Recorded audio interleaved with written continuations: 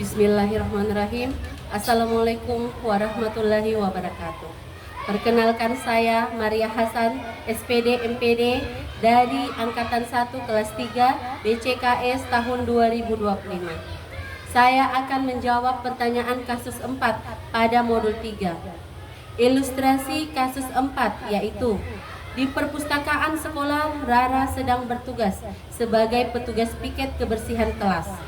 Saat sedang merapikan meja, ia menemukan sebuah dompet berisi uang di bawah kursi. Tanpa pikir panjang, Rara mengambil dompet tersebut dan menyimpannya di tasnya, menganggap itu adalah rezeki nomplok karena tidak ada orang lain yang melihat. Beberapa saat kemudian terdengar pengumuman dari Bu Sri, guru pustakawan, bahwa Nina, salah satu siswa kelas lain, kehilangan dompetnya saat membaca buku di perpustakaan. Tari yang kebetulan berada di perpustakaan sejak awal melihat jelas saat Rara mengambil dompet tersebut dan memasukkannya ke tas. Kini Tari menghadapi dilema. Di satu sisi, ia tahu bahwa dompet itu milik Nina dan kejujuran adalah nilai yang harus ditegakkan. Di sisi lain, Rara adalah sahabat dekatnya yang sering menolongnya dalam mengerjakan tugas dan berbagi bekal setiap hari. Jika Tari melaporkan hal tersebut atau menegur Rara, besar kemungkinan hubungan mereka akan rusak dan Rara tidak akan bersikap baik lagi padanya. Langkah pertama, apa saja nilai-nilai yang saling bertentangan dalam kasus 4? Jawaban saya, menurut saya, nilai-nilai yang saling bertentangan dalam kasus 4 yaitu: 1. Kejujuran dan integritas versus kesetiaan dan persahabatan. Tari menghadapi dilema antara menegakkan kejujuran dengan melaporkan Rara atau menjaga persahabatannya dengan Rara. Kedua, keadilan versus kepentingan pribadi.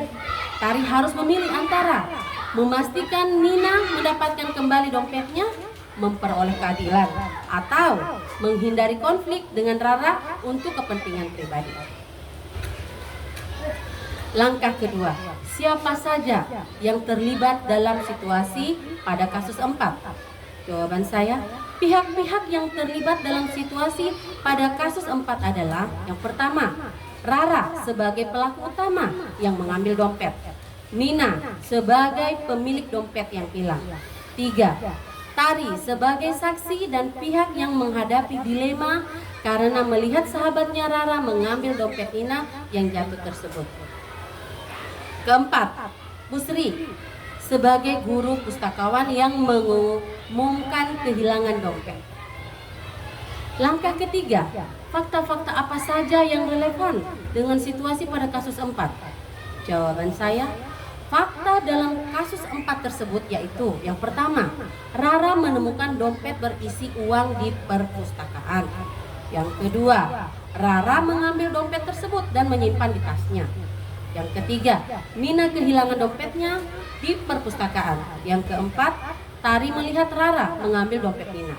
Yang kelima, Rara adalah sahabat dekat Tari. Yang keenam, jika Tari melaporkan atau menegur Rara, maka berpotensi merusak hubungan persahabatan mereka. Langkah keempat, pengujian benar atau salah yang mana bisa dilakukan? Jawaban saya, pengujian benar atau salah yang bisa dilakukan, yang pertama, uji legal, yakni apakah tindakan Rara melanggar aturan sekolah atau hukum? Ya, mengambil barang milik orang lain tanpa izin adalah pencurian. Kedua, uji publikasi. Apakah tindakan Rara akan membuatnya merasa tidak nyaman jika diketahui publik? Ya, kemungkinan Rara akan merasa malu dengan teman-temannya di sekolah dan bisa saja merusak reputasi sekolah. Langkah kelima, pengujian paradigma benar lawan benar yang mana bisa dilakukan? Jawaban saya, pengujian paradigma benar lawan benar yang bisa dilakukan adalah: yang pertama, keadilan versus kasih sayang. Keadilan menuntut Rara dihukum dan Nina mendapatkan haknya, sementara kasih sayang mendorong Tari untuk melindungi temannya. Kedua, individu versus komunitas. Kepentingan individu tari untuk menjaga persahabatan berhadapan dengan kepentingan komunitas sekolah untuk menjunjung tinggi kejujuran. Langkah keenam, prinsip resolusi yang mana bisa dilakukan? Jawaban saya, prinsip resolusi yang bisa dilakukan adalah yang pertama, berpikir berbasis hasil, end-based thinking. Prinsip ini menekankan pada konsekuensi atau hasil dari suatu keputusan, memilih tindakan yang menghasilkan kebaikan terbesar bagi jumlah orang terbanyak. Dalam kasus ini, mengembalikan dompet Nina akan lebih bermanfaat bagi Nina dan menjaga integritas lingkungan sekolah. Yang kedua, berpikir berbasis peraturan, rule-based thinking. Prinsip ini berfokus pada kepatuhan terhadap aturan kebijakan yang ada. Dalam kasus ini, Rara sebaiknya mematuhi aturan dan kebijakan yang ada di sekolah. Yang ketiga, berpikir berbasis rasa peduli, care-based thinking. Prinsip ini menekankan pentingnya empati dan perhatian terhadap kebutuhan individu. Dalam kasus ini, tari sebaiknya memiliki empati terhadap Nina yang kehilangan dompet dan juga memberikan perhatian kepada Rara sebagai mediator agar dapat mengembalikan dompet Nina. Langkah ketujuh, adakah opsi lain yang lebih kreatif, adil, dan bijak yang bisa dilakukan? Jawaban saya, opsi lain yang lebih kreatif, adil, dan bijak yang bisa dilakukan adalah yang pertama, membujuk Rara secara pribadi. Tari bisa berbicara dengan Rara secara empat mata, menjelaskan konsekuensi perbuatannya, dan membujuknya untuk mengembalikan dompet secara sukarela kepada Nina atau melalui guru. Yang kedua, menawarkan bantuan. Jika Rara memiliki masalah keuangan, Tari bisa menawarkan bantuan atau mencarikan solusi lain tanpa harus mencuri. Yang ketiga, mencari mediator. Jika Tari kesulitan berbicara langsung dengan Rara, ia bisa meminta bantuan orang dewasa yang dipercaya, misalnya guru BK, untuk melakukan mediasi.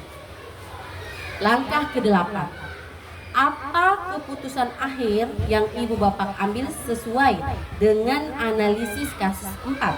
Jawaban saya, keputusan akhir yang diambil adalah Tari sebaiknya berbicara secara pribadi dengan Rara terlebih dahulu, menjelaskan pentingnya kejujuran dan konsekuensi perbuatannya, serta membujuk Rara untuk mengembalikan dompet kepada Nina. Jika Rara menolak, Tari harus melaporkan kejadian ini kepada Bu Sri atau guru lain yang berwenang. Langkah 9. Pelajaran apa yang ibu bapak dapatkan dari pengambilan keputusan ini dan bagaimana pelajaran tersebut dapat memperbaiki pengambilan keputusan ibu bapak di kemudian hari?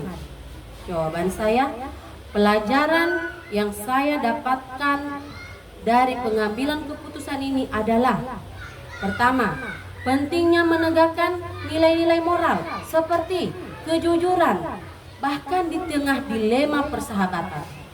Yang kedua, komunikasi yang efektif, empati dapat menjadi langkah awal dalam menyelesaikan masalah. Yang ketiga, tanggung jawab moral untuk bertindak adil dan benar. Pelajaran tersebut dapat memperbaiki pengambilan keputusan saya di kemudian hari dengan pertama, mendorong untuk selalu mempertimbangkan semua pihak yang terlibat dan dampaknya. Yang kedua, mencari solusi yang adil dan bijaksana, bukan hanya yang paling mudah atau menghindari konflik. Yang ketiga, berani mengambil keputusan yang sulit demi menegakkan kebenaran. Demikian jawaban saya terhadap pertanyaan kasus 4 pada modul 3 mengenai entrepreneur dalam kepemimpinan sekolah. Saya akhiri dengan ucapan wabillahi taufiq wal hidayah. Wassalamualaikum warahmatullahi wabarakatuh.